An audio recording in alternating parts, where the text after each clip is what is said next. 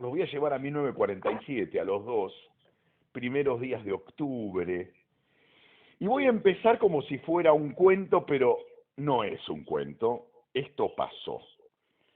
Había una vez una comunidad indígena llamada los Pilagás. Un día llega a la comunidad el rumor de que un sanador llamado Tonkiet, que en realidad se llamaba Luciano Córdoba, digámoslo, era milagroso y además supuestamente no, insisto, no cobraba por sanar, que te atendía en una localidad llamada La Bomba, que queda ahí en Formosa. Bueno, ¿qué pasó? Miles de pilagás se dirigieron con mucha alegría y ansiedad a esa localidad. ¿Para qué? Para que el sanador los curara de sus males. ¿Qué empezó a pasar? Eran muchos los pilagás. Se empezó a juntar mucha gente en ese pueblo llamado La Bomba. Y empezó la preocupación obvia de los pobladores de ese pueblo y de los pueblos aledaños. Estaban frente a personas que no tenían acceso a la salud, por eso estaban yendo a ver un curandero, ni a la ¿En qué año era esto, Diego? 1947, ni a la educación ni a los derechos laborales, y eso que estaba en el poder Perón, el primer trabajador. Bueno, recién llegaba, hacía un año que había asumido. Sí, año y ya estamos hablando de 2 años, porque esto es en octubre del 47. Bueno, casi todos eran aborígenes, que eran explotados en el ingenio azucarero, que era del empresario y político Robustiano Patrón Costas, que manejaba su empresa como una especie de señor feudal, y nadie le decía nada. A Robustiano Patrón Costas nadie le decía nada. Lo cierto es que cuando llegan a esta localidad llamada La Bomba, era tanta la cantidad de gente que terminan, bueno, claro, acampando, y se montan carpas, y por las noches cantaban y hacían música con tambores y molestaban a los habitantes del pueblo, ¿no? Que tenían un malón. Lejos estaba de darse esa posibilidad, pero el temor estaba, ¿no? Bueno, el gobierno de Perón, no sabiendo bien qué hacer, envía desde Buenos Aires 3 vagones del ferrocarril Belgrano con ropas, medicinas y alimentos, de los cuales llegaron solo 2 y con alimentos en mal estado, porque salió tarde.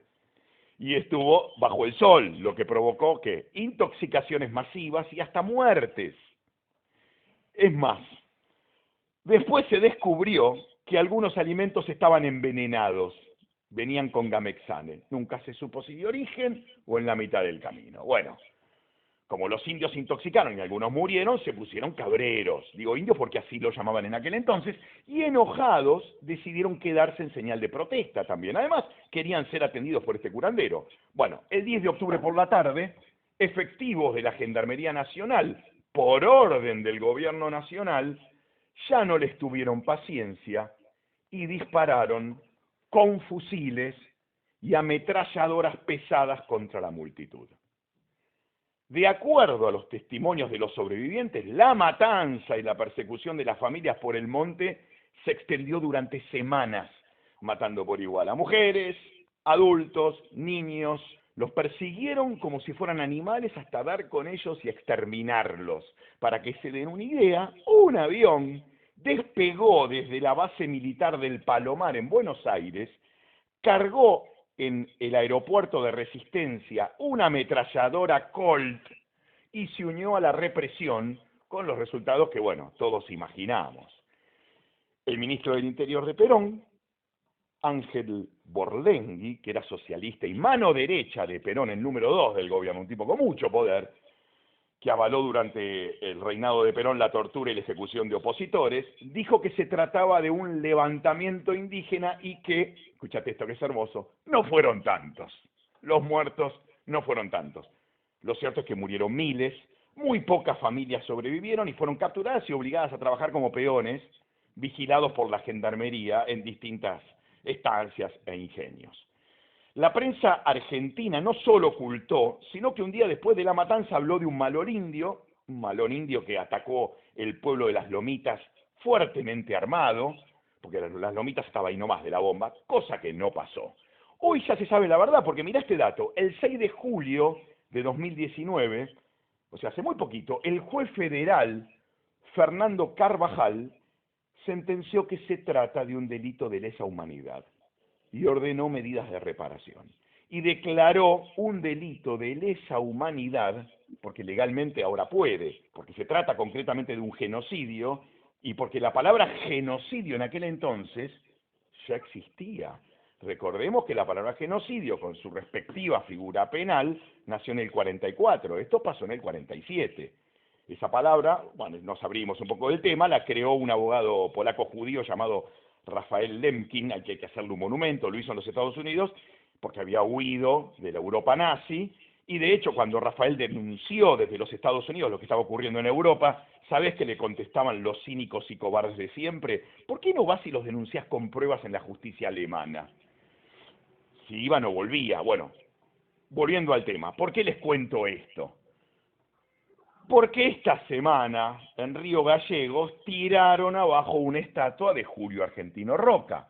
Sí, tremenda. ¿A Y quién más siguen? que la cargan en un camión y se lo llevan. Exactamente, aquí siguen acusando de qué? De genocida. De genocidio, claro. Bueno, si bien dijeron que era para ensanchar la avenida y restaurarla, se hace difícil creerles. Perdón, en Bariloche la estatua de Julio Argentino Roca, que está en el centro cívico, vive vandalizada, o sea, ya nadie la protege. Le ponen carteles, le ponen carteles a favor de los mapuches, le ponen carteles de la izquierda, le ponen carteles a favor del aborto, le ponen pañuelo verde, la pintan de verde. Vive vandalizada y ya ni siquiera la municipalidad hace algo por protegerla. Bueno, recordemos que cuando hizo la campaña al desierto, no existía la figura de genocidio. Que mató, sí es cierto, pero también fue una guerra territorial para apropiarse de ese espacio. Fue una invasión de la Argentina a tierras que no le pertenecían, podríamos decir. Uno podría condenar las guerras, desde luego, pero forma parte de la experiencia humana. Está bien, hay guerras más injustas que otras, pero las guerras son inmorales, porque es una pelea por la caja. Pero cuando hablamos de guerras, solemos caer en la hipocresía, porque condenamos las guerras del presente, no las del pasado. Nadie condena las guerras cuyos resultados trajeron beneficio para el país o para el mundo. Ningún occidental te va a hablar mal, por ejemplo, de la batalla de Lepanto, la batalla naval más importante de la historia de la humanidad, que permitió en Europa el triunfo de Occidente y no de Oriente. Nadie te va a hablar mal de esa batalla. Y sin embargo, en las batallas y en las guerras se cometen inmoralidades. Bueno, la guerra que llevó adelante en aquel entonces contra el indio Roca nos favoreció, porque gracias a Roca hoy la Patagonia es argentina, esto es inobjetable, si no hoy sería chilena. Ahora bien, lo que hizo Perón en Formosa, retomando el tema, fue otra cosa, porque fue a mandar a exterminar argentinos, porque los pilagás eran argentinos que estaban protestando, entre otras cosas, por las condiciones miserables de vida en la que vivían. Y bueno, ya que profundizamos en el concepto de asesinatos de aborígenes, lo hablamos en el programa alguna vez.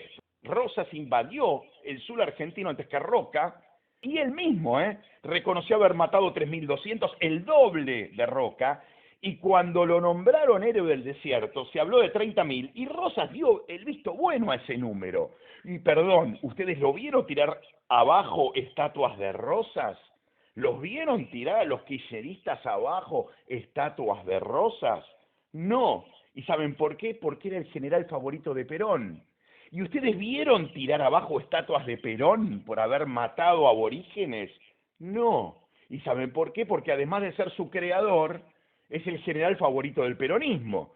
Entonces, si van a tirar estatuas de Roca por haber matado aborígenes, llamen urgente a grúas Paolini, porque van a tener que tirar abajo las de Rosas, las de Perón, como para empezar lo tiro esto, ¿no? Porque hay muchas más. Pero como sé que no van a tirar abajo ninguna estatua de Rosas ni de general, yo les voy a pedir un favor, por lo menos que tengan la decencia de reconocer lo siguiente. En lugar de la estatua de Roca, no pongan una estatua de Néstor Kirchner, que me parece que era el plan, porque en un momento circuló eso.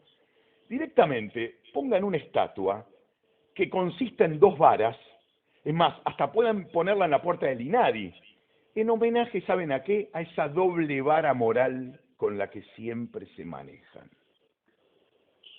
Ahí está. Diego Recalde, muchísimas gracias. Buen año, Diego. Buen año para ustedes también y como siempre nos estamos viendo.